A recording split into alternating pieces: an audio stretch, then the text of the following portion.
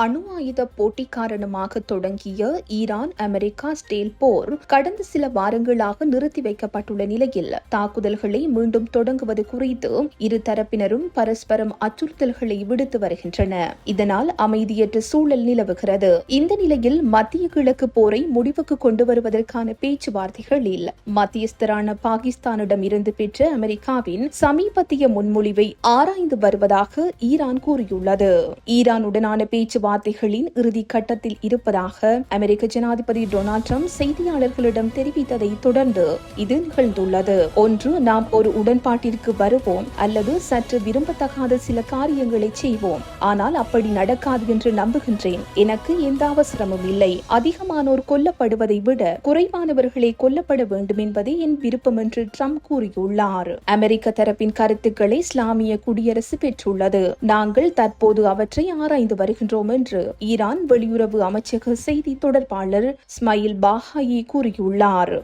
வெளிநாடுகளில் முடக்கப்பட்டுள்ள ஈரானிய சொத்துக்களை விடுவிப்பது மற்றும் ஈரானிய துறைமுகங்கள் மீதான அமெரிக்க முற்றுகையை முடிவுக்கு கொண்டு வருவது உள்ளிட்ட ஈரானின் கோரிக்கைகளை அவர் மீண்டும் வலியுறுத்தியுள்ளார்.